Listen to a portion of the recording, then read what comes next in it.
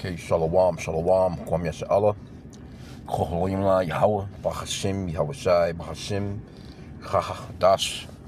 Double honors to our apostles, elders of Great Millstone who were well and that by the Spirit taught us this beautiful truth. Just want to say the water to all the Akim and Akhwaf that's out here sincerely keeping the laws, the statutes, and commandments of Yahweh b'Hashem Yahweh Shai to the best of their ability. This is Yachanan Nawach. It's coming at you with another quick lesson, praying that it's edifying by the Spirit. Little article that I seen says 7 facts about the colonization of America most history books gloss over. And it's pretty much just overall just going through, how Esau has destroyed the earth. Esau is, he's making his own tongue to fall upon themselves, telling on each other, but it's history that we already know, especially, the brothers that's into this truth by the Spirit and power of Yahweh b'Hashem Yahweh Shai, like, he is really showing us who the enemy of the planet is, and especially the enemy of the Israelites, you so-called blacks, Hispanics, and Native Americans, right? So let's read a few of them. It says, the colonization of America is a subject layered with triumphs, tragedies, and little-known complexities. While many celebrate it for fostering new freedoms and opportunities, which is a damn lie. I mean, freedoms for their own people, I guess. And really freedoms to self-destruct. Others critique the destruction of indigenous civilizations and ecological transformations. The Plymouth colonists benefited from a tragic epidemic, so that's number 1 on the list. It says the pilgrims of Plymouth colony stumbled upon a land that seemed uninhabited and ideal for their settlement. What they didn't realize was that the land had been home to a thriving Native American population until a mysterious epidemic decimated the local tribes. Likely introduced by earlier European explorers or their animals, the disease wiped out a significant portion of the coastal population, creating a vacancy for colonists. This tragic loss left the region vulnerable and shaped early settler-native relations, which were often marked by mistrust and tensions. Yeah, because the scriptures, let me get a quick script, because you're not supposed to trust your enemy, and I mean, it's all prophetic anyway, but yeah, Jake was just a little too nice to these motherfuckers. Ecclesiastes 12:10. Never trust thine enemy, for like his iron rusteth, so is his wickedness. Though he humble himself and go crouching, yet take good heed and beware of him. And thou shalt be unto him as if thou hast wiped a looking glass, and thou shalt know that his rust have not been altogether wiped away. Like, you cannot trust these people, man, no matter what. Because that's how they get down. They come crouching, humbling themselves. Oh, I love you, I love you, I love you, I want to help you. Let me help you. Let me do this for you. Next thing you know, he got you, man. Matter of fact, verse 12 says, set him not by thee, lest when he hath overthrown thee, he stand up in thy place. Neither let him sit at thy right hand, lest he seek to take thy seat. And thou at the last remember my words, and be pricked therewith. Who would pity a charmer that is bitten with a serpent, or any such as come nigh wild beast? So, eventually, once the dust settles, you're going to remember, like, dag, I should have listened. And had, like I said, again, it's prophetic, what I'm saying, what happened to our people. But, and then, Northern Kingdom, they was into a bunch of bullshit anyway, wasn't applying the scriptures, but, yeah, they never should have trusted this man. Okay, but number 2 on the list is manifest destiny helped create a dust bowl. All right. The westward expansion of European settlers wasn't just a story of pioneering spirit. It had severe environmental consequences. The Great Plains, once stabilized by deep-rooted prairie grasses and home to bison, were turned into farmland. Settlers uprooted native vegetation to plant shallow-rooted crops like wheat, which left the soil exposed. Combined with cattle grazing and droughts, these practices led to the infamous Dust Bowl of the 1930s. Massive dust storms wreaked havoc across the plains, causing widespread and ecological and human suffering. So this is Esau, man. Everywhere he goes, man, it's just, all of his ideas are, he's, we've been calling him the reverse man, reverse Uno man. He's in reverse. Everything that he does is destructive as hell, but he's fronting as if, it's for the good of, the world. And nothing good comes from this man. Okay, so number 3 on the list, it says Sweden briefly colonized Delaware. Didn't know that, but that was 1787. When thinking of colonial powers in America, Sweden doesn't typically come to mind. However, in 1638, a Swedish empire established the colony of New Sweden along the Delaware River, encompassing parts of the modern-day Delaware, Pennsylvania, and New Jersey. Though the colony was short-lived and absorbed by the Dutch in 1655, Swedish settlers remained in the area for decades, and traces of their influence persisted, including reports of the Swedish language being spoken in the 18th century. Okay. So they got number 4 on the list. Columbus never set foot in what is now the United States. Christopher Columbus is often celebrated for discovering America, but he never actually set foot in what is now the United States. Instead, he landed in the Caribbean and never ventured further north. The naming of America itself honors Italian explorer Amerigo Vespucci, who first recognized the landmass as a new continent. So when you Jake calling yourselves Americans, or even Africans, you're claiming 2 continents that's named after 2 so-called white men. You don't descend from 2 men, and especially not no so-called white men, no damn Edomites, man. You are Israelites. It says, meanwhile, early exploration of North America's coast was led by figures like Giovanni da Verrazzano, who charted areas such as New York Harbor and Narragansett Bay long before Jamestown was founded. And it's from our understanding as well, so-called Christopher Colon basically was a small top. Okay, the number 5 on the list, it says the first English settlement wasn't Jamestown. Jamestown is often hailed as the first English colony in America, but it wasn't the first English settlement. Fishing camps along Canada's coast, established decades earlier, were semi-permanent hubs for European activity, which they're not Europeans. These are Edomites.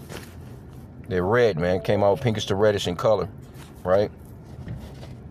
That's what the scriptures, how the scriptures describes Esau. Matter of fact, let's go into Genesis real quick. Because they got the world believing that they look like a glass of milk or some shit, and they're nowhere near that color. No one's actually white. White, blacks, colors are not ethnicities, man. This is Genesis 25.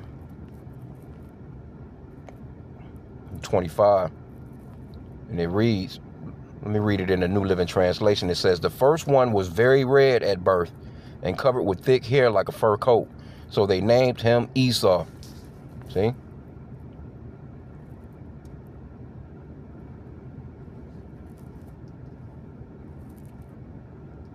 So he's red, man. But they try and make it seem as if, oh, no, he was just hairy, whatever. They try and do all these different things to get around the fact that these people are actually Edomites. They give you all these different little definitions. They try and trick the words.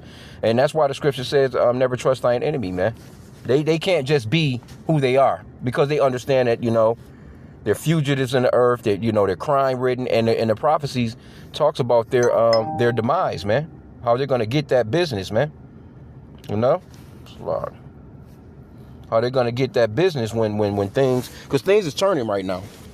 They're losing the narrative. Everybody is on their heads about the crimes against humanity that they've been committing for hundreds of years. Especially the tiny tops, so we can look for them to, bring out a lot more, bullshit as far as the falseness of the waving of the flags, if you know what I'm saying. Okay, well, let's jump to number 6. It says colonization contributed to a global climate shift. The surprising consequences of the colonization of the Americas was its impact on global climate. The decimation of indigenous populations, primarily through disease and conflict, led to the widespread abandonment of agricultural land. Fast-growing vegetation reclaimed these areas, sucking significant amounts of carbon dioxide from the atmosphere. This phenomenon likely contributed to the Little Ice Age in Europe, characterized by colder winters and frozen rivers like the Thames. Well, Guess it could be some truth to that, because when you kill that amount of people, you got to realize the body heat that people, carry. So if you got millions of people, all of a sudden their body heat is gone. People body temperature is, damn near 100 degrees. So you got millions and millions and millions of that, that 97, I think, whatever it is, degrees just missing, just all of a sudden gone. It would make sense that, yeah, that's gonna cause some cold to come in, maybe, I mean, that's just me speaking as a man. Okay, so number 7, the last one on the list, Native and European relationships were far from simple. Yeah, because Esau came in with the sword, man, and this, he's a difficult character to get along with, man. He's not get along with, he's just wicked, man. You can't do it. That's why that scripture says, set him not by thee. I'm looking at the skies right now. It's just crazy, bro. The shit that they in the fucking skies right now. The shit look like a war zone in the skies, bro, with all this shit they spraying.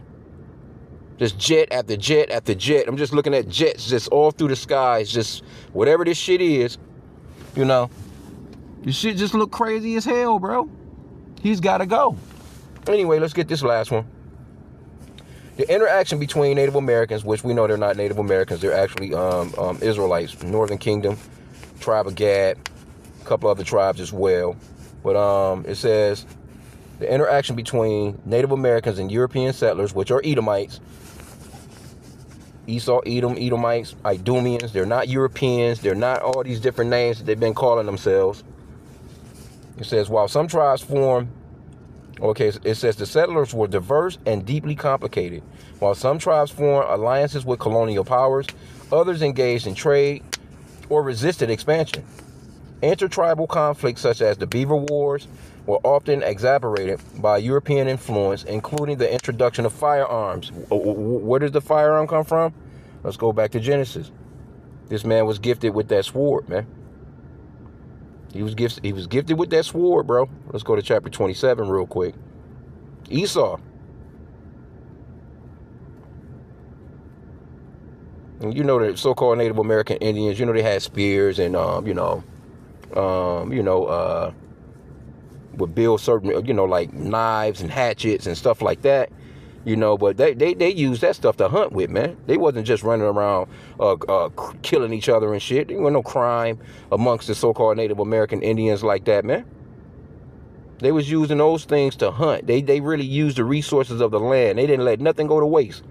They didn't overkill, the animals or anything. They used, the clothing, the furs for clothing to keep warm. The bones, in certain situations to build, teepees or structures, just they made use of all the stuff, and they respected the land, man.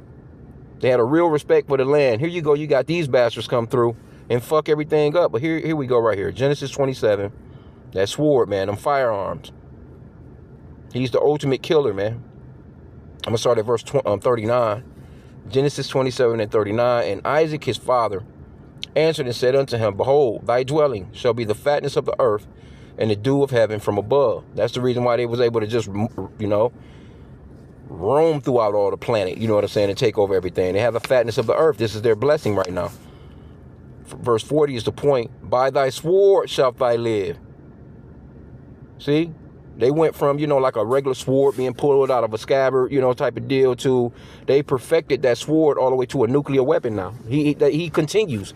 If this man was to continue, he would come up with something far greater than the nuclear weapon. He would just keep turning that shit up. It says, and by thy sword shalt thou live, and shalt serve thy brother. And it shall come to pass, when thou shalt have the dominion, that thou shalt break his yoke from off thy neck. Because we did have him, under subjection at one point. God damn, bro. Just looking in the skies is just, the shit is just, motherfuckers is doing X's. They writing their name in cursive in the sky. Like, bro, this shit is retarded. Just looking up here at this shit, man. Anyway, man, let's finish up. This motherfucker gotta go. Okay, it says, these alliances and rivalries shifted constantly, leaving native tribes divided and unable to present a unified front against colonial expansion. Yeah, because, you know, hey, Jake just doofy as hell. You know? Here you go. You trying to, ain't no different than today, you know what I'm saying? Because you got some of these Native American Indians, they set their asses down and ate turkey and dressing and shit during Thanksgiving. Okay, but it says the untold complexity of colonization, the colonization of America was a transformative period that reshaped cultures, ecosystems, and power structures on a global scale. It wasn't just a tale of settlers seeking freedom. It was also a story of displacement, environmental upheaval, and unintended consequences. Indigenous populations endured immense hardship, including forced relocation, diseases, and cultural erosion. But their resilience continues to shape modern America identity. As a matter of fact, let me get another script. Yeah, he's got to go, man. I mean, hey, they can't get around it. I mean, he's the wicked that the Bible speaks of. You can't get nothing else out of him. That's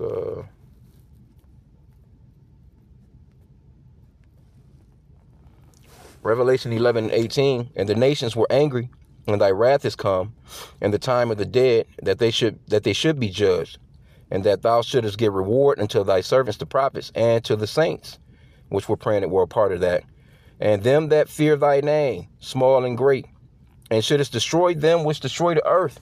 These people have completely destroyed the earth. For real, man. Everything is fucked up, man, with this man in power. And he's being exposed. And he needs to be exposed, but that's a part of the prophecies. He's going to be exposed, man. He's being, matter of fact, that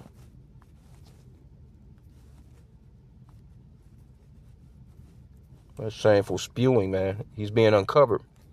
What is that? Oh, yeah, Habakkuk 2:16. Thou art filled with shame for glory. Drink thou also, and let thy foreskin be uncovered. The cup of the Lord, the cup of Yahweh's right hand shall be turned unto thee, and shameful spewing shall be on thy glory. See, all this stuff, they was proud of all this stuff, you know, back when they was conquering. But now all of a sudden the internet is on their ass and everybody looking like, damn, y'all some fuck ups. Basically, you know what I'm saying? In a nutshell, that's you're fuck ups. Okay, so you got it says beyond its human impact. Beyond its human impact, colonizations left an indelible mark on the environment. The alteration of landscapes and ecosystems during this time set the stage for many challenges that persist today, from soil degradation. Yeah, because the soil, you can't get really nothing out of it. And they don't, you know, the shit they flying through the skies and the rain that come down, the rainwater, it's just, this place is done, man. It says to biodiversity loss. These environmental changes underscore the interconnectedness of human actions and the natural world. And you got Edomites in the comment boards, you know what I'm saying, acting as if this shit is not true. Okay, it says, reflecting on the past to inform the future. By exploring lesser known facts about the colonizations of America, we gain clear understanding of its complexities. This knowledge not only honors the experiences of those who lived through it, but also equips us to address contemporary issues rooted in the history, from cultural reconciliation to environmental stewardship. And y'all can forget about it, man. All that, you know, green earth bullshit, you know, all this, so, you know, you trying to save the earth and all that. You done destroyed the damn place, man. The only way that this place is going to be restored is going to be through the Israelites when Yahushua comes, man. They take this man out of power, because as long as he's in power, he don't give a fuck about nothing. The colonization of America is a reminder that history is not just about what happened. It's about how we choose to remember them and from it. So, you know, hey, see all these little statues of these doofies? You know, that's what Esau does, man. He goes, he names these places after himself. That's scriptural, man. He sets up statues and busts of themselves, you know what I'm saying? Oh, this was a great man. He discovered this, you know. And again, you go into the comment boards, you got people that, but that's not right. That's not. Oh shit, I don't know what's going on here. Anyway, I don't need to get any of them anyway. Something going on with that shit. But anyway, yeah, man, hey, you know, it is what it is, man. Esau, He's the destroyer of the earth, man. Land and sea. The people, the food, the fruits, the animals, everything is really suffering, man, under this man's rule. All this shit in these skies they spraying, man. This shit is retarded, bro. It's just ridiculous, man. They gotta go. Anyway, with that, pray that the lesson was edifying. Kwam Yasha Allah and a Baba Ball.